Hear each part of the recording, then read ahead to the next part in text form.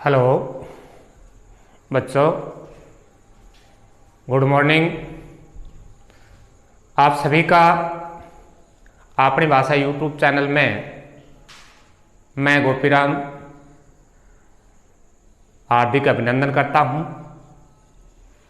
आज हम एक ऐसे पाठ को पढ़ेंगे जिस पर हम सभी भारतीयों को गर्व करना चाहेंगे और हम भी भारतीय लोगों का एक हिस्सा है। इसलिए हम बच्चों के लिए, अध्यापकों के लिए और भी ज़्यादा गौरवान्वित करने वाला विषय है।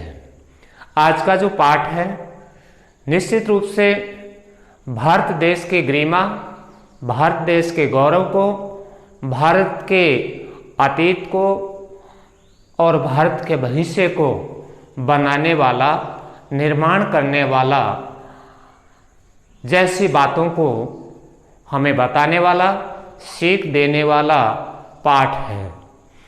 पाठ का नाम है भारतीय संस्कृति।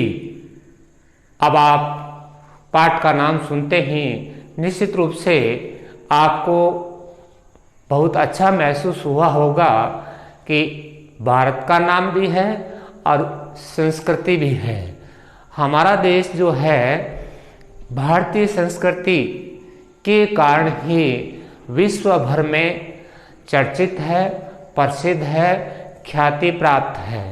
अब हम आते हैं हमारे पाठ का जो शीर्षक है उस पर चर्चा करते हैं और इसकी व्याख्या करते हैं। सबसे पहले देखो, पाठ का नाम भारतीय संस्कृति, जिसको मैंने एक पेड़ के तरीके से समझाया है। पेड़ का चित्र बनाने का मेरा उद्देश्य ये है क्योंकि पेड़ में, पौधों में, हरियाली में हमारा जीवन बसता है। इसलिए इस संस्कृति को मैंने, भारतीय संस्कृति को एक पेड़ के तरीके से जोड़ा है, जिसमें भारतीय ये ऊपर का जो फैलाव होता है पूरे पेड़ का, जिसमें शाखाएं होती हैं, फिर टहनियाँ होती हैं, फिर पत्ते होते हैं, फिर फूल फल, ये सारे के सारे हम भारतीयों को जोड़ दिया गया है। संस्कृति को मैंने पेड़ का तना बनाया है क्योंकि इस संस्कृति के कारण, संस्कृति के जो हमारे गुण हैं उनके कारण हमें पोषण मिलता है और उन पोषण से हम एक तने के रूप में भारतीय हैं, वो विकसित होते हैं और पूरे संसार में चर्चित हैं। तो पाठ का नाम है भारतीय संस्कृति। भारतीय संस्कृति, पहली बात तो ये लिखा किसने, तो लेखक का नाम है बाबू गुलाब राय।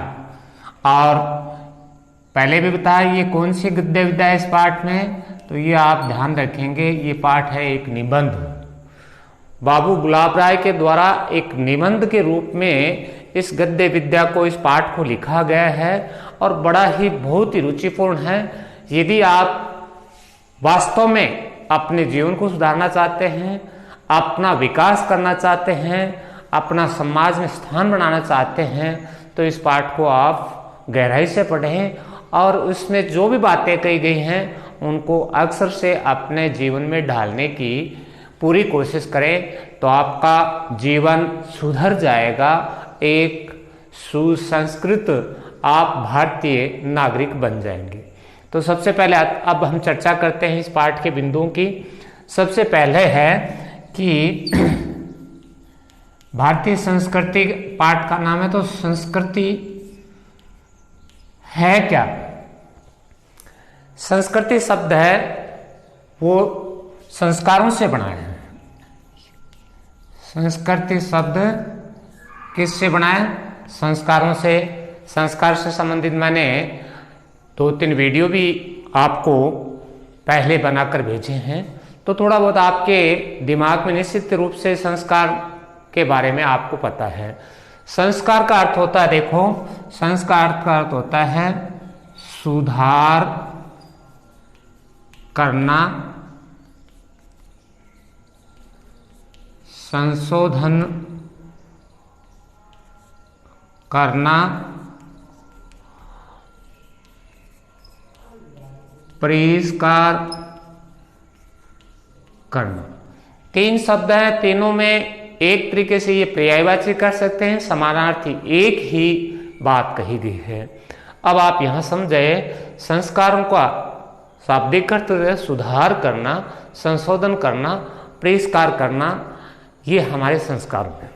अब आपने आप सभी जानते हैं और पढ़ा भी है, कृषि को क्या कहते हैं? एग्रीकल्चर। और एग्रीकल्चर में जो कल्चर शब्द है उसी का अर्थ होता है संस्कृति। तो एग्रीकल्चर से निकला हुआ उसी का भाग होने के कारण कल्चर का अर्थ क्या होता है? पैदा करना और सुधार करना। बात वहीं वापस चली गई। इस प्रकार संस्कृति, अब देखो संस्कृति होती किसकी है? संस्कृति व्यक्ति की भी होती है और समाज की भी होती है। समाज में जो संस्कार होते हैं या समाज में जो संस्कार होते हैं, जातीय संस्कार, समाज के जातीय संस्कारों को संस्कृति कहा जाता है। अब शायद आप समझ गए होंगे संस्कार क्या, संस्कृति क्या होता है। संस्कारों से चलकर और समाज में जो जातीय संस्कार होते हैं उन्हें संस्कृति कहते हैं। ये पहले बता चुका हूँ, संस्कार व्यक्ति के भी होते हैं और समाज, फिर समाज में जो जातीय संस्कार होते हैं उन्हें हम संस्कृति कहते हैं। अब संस्कृति, ये संस्कार बनते कैसे हैं? किसी भी देश की जो जलवायु है उस जलवायु के अनुसार रहने की विधियाँ, वहाँ के विचार, वहाँ के परंपराओं से और आपके संस्कार बनते हैं।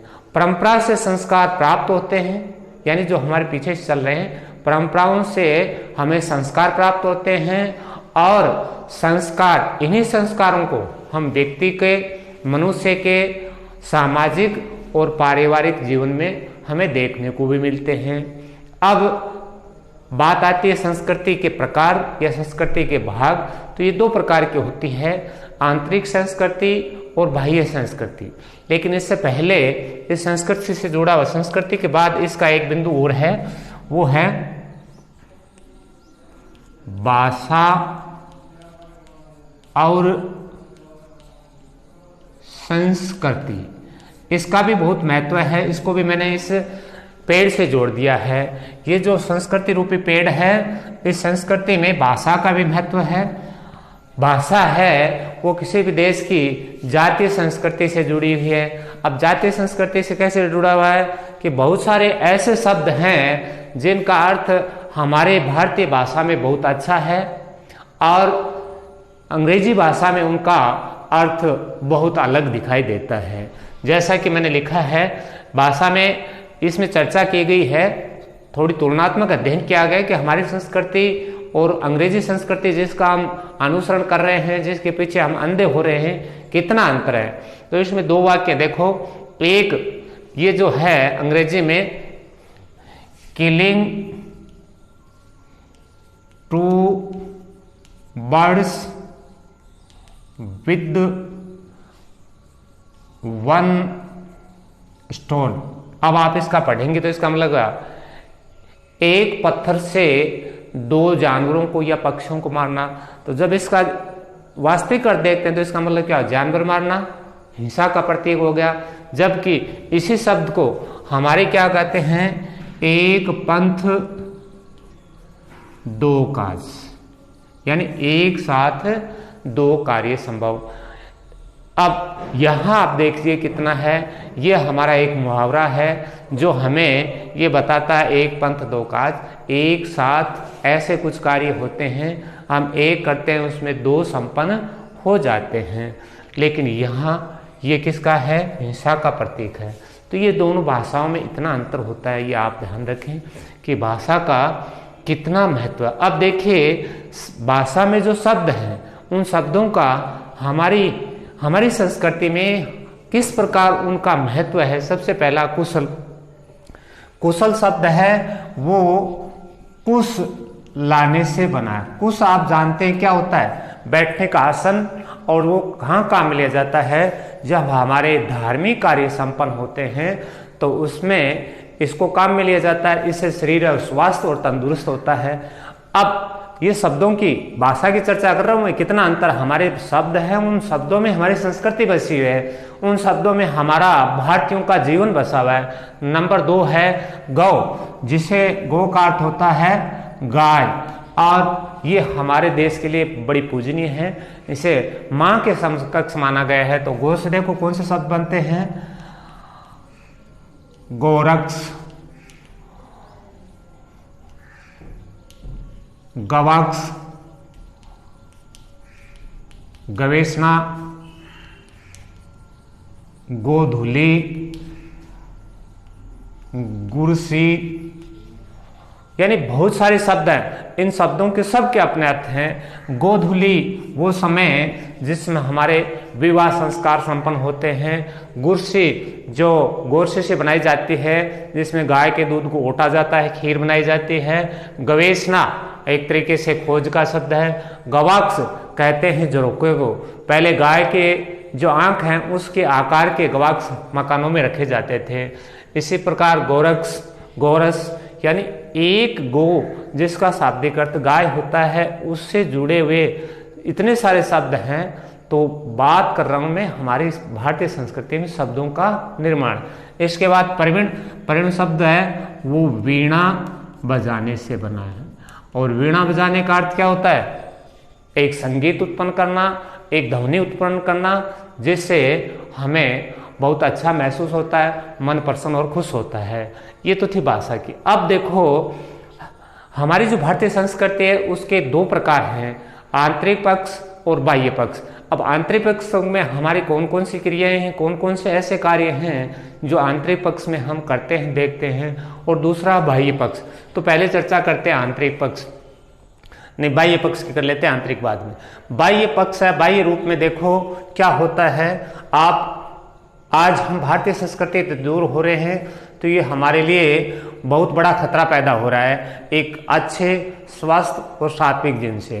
तो बाह्य पक्ष में क्या होता है? हमें खाना खाने वक्त हमेशा जमीन पर बैठना चाहिए, क्योंकि जमीन है उसे हमारी माता कहा गया है, धरती माता, भारत माता, और उसके चरणों में और उसके आंचल में अगर हम बैठ कर खाते हैं तो ये हमारी भारतीय संस्कृति। इसके अलावा खाना खाने से पहले हमेशा हाथ धोना, ये भी हमारी भारतीय संस्कृति कहती है।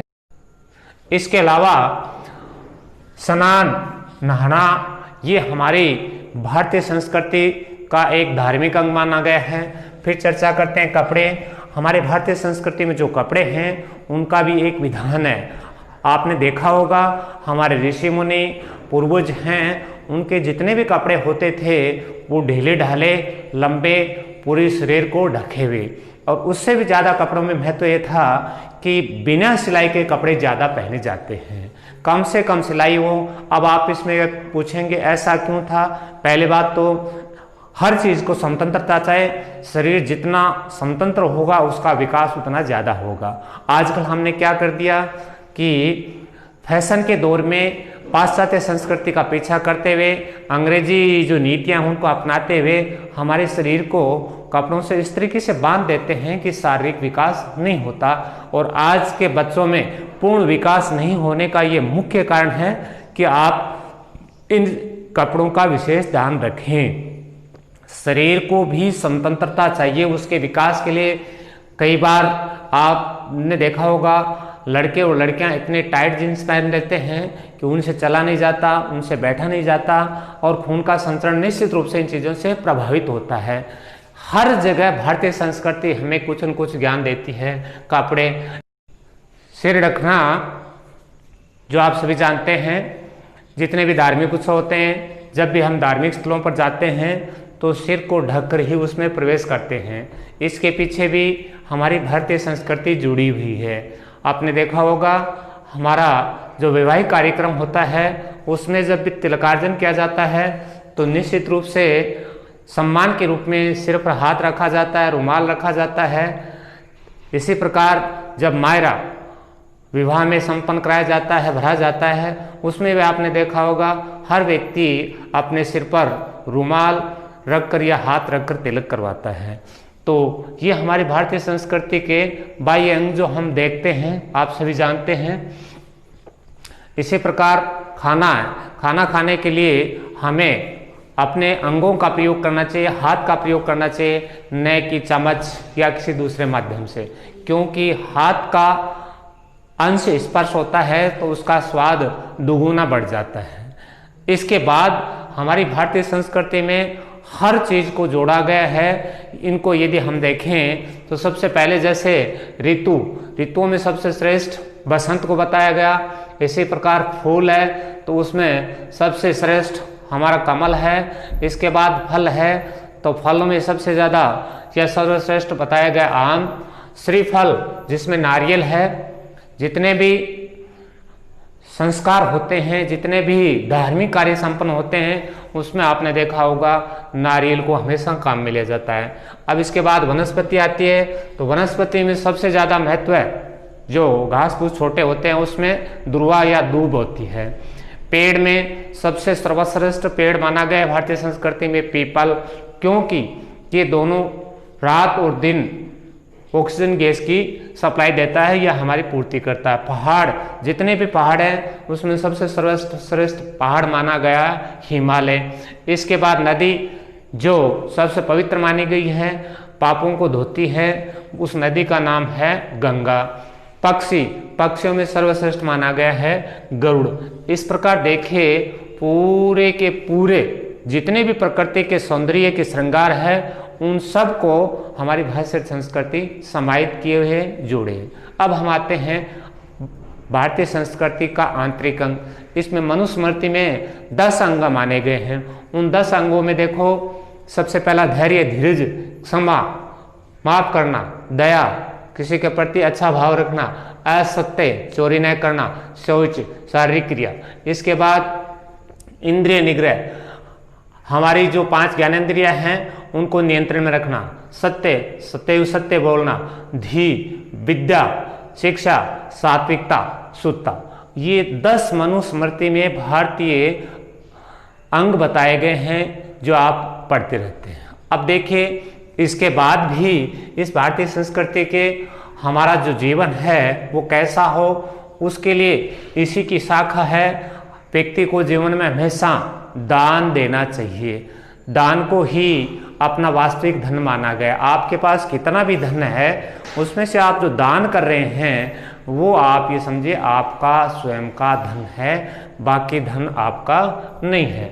इसके बाद मितभाषी होना ये भी बहुत ज़रूरी है। मितभाषी का अर्थ है एक व्यक्ति को उतना ही बोलना चाहिए जितने बोलने से काम चल सकता है। वाचाल नहीं होना चाहिए, अधिक नहीं बोलना चाहिए। इससे भी हमारी भारतीय संस्कृति जुड़ी हुई है। आप जितना कम बोलेंगे, सारयुक्त बोलेंगे, उतना ही ये आपके स्वास्थ्य के लिए अच्छा होगा। इसके बाद गृहस्थ जीवन का उद्देश्य क्या है? पहले जीवन में लोग सारे के सारे आश्रमों की तरफ जाने लगे, तब इसका महत्व बताया कि गृहस्थ जीवन का मतलब है व्यक्ति को अपने पितृ ऋण से मुक्त होना, यानी पिताजी के जो कर्म हैं, पिताजी के द्वारा एक बच्चे पर, एक संतान पर जो ऋण चढ़ा दिए जाते हैं, उनसे मुक्त होने के लिए गृहस्थ जीवन का जीना अति आवश्यक है। यश प्राप्त, इसका मतलब प्रसिद्धि प्राप्त, और प्रसिद्ध प्राप्त करने के लिए क्या करना पड़ता है? विजय प्राप्त करनी पड़ती है। इसको जोड़ा गया है विजय से। अगर आप कुछ करना चाहते हैं तो किसी सफलता को प्राप्त करना चाहते हैं तो उससे पहले आपको उस पर विजय प्राप्त करनी होगी। इसके बाद है आयु विभाजन। आयु विभाजन में क्या होता है? सबसे पहला यदि हम चर्चा करें बचपन में क्या होता है? बचपन में पढ़ाई करना और वास्तविक जीवन का आनंद लेना। उसके बाद युवापन में क्या होता है? परिवार की जितनी जिम्मेदारियां हैं उन जिम्मेदारियों को निभाना और अपने कर्तव्य हैं, अपने दायित्व हैं उनको सही ढंग से पूर्ण करना। इसके बाद वृद्धावस्था, बुढ़ापा जिसे कह सकते हैं, वृद्धावस्था, इसमें क्या होता था, पहले लोग जब घर के पूरे दायित्व अपने जो व्यक्तिगत रूप से होते थे उनको निभाने के बाद अपने जीवन को सुधारने के लिए लोग हैं वो जंगलों में प्रस्थान कर जाते थे, वहाँ तपस्या करते थे, साधना करते थे और इन साधना के माध्यम से अपने जीवन का कल्याण करना उनका मुख्य उद्देश्य होता था। तो आज हमने जो पाठ पढ़ा है वो पाठ पूर्ण नहीं हुआ है, सिर्फ भारतीय संस्कृति क्या है, भाषा से क्या संबंध है, उसके आंतरिक और बाह्य अंग में क्या क्या शामिल है उनकी चर्चा की। लेकिन अभी पाठ का आधा भाग बाकी है। आपने देखा एक पेड़ से भारतीय संस्कृति को जोड़ा गया, निश्चित रूप से आप इसको पढ़ेंगे तो आपको रुचि भी बनेगी और आप इन सभी अंगों के बारे में विस्तृत रूप से जान जाएंगे। आज हम इस पाठ को यहीं विराम देते हैं। आप सभी को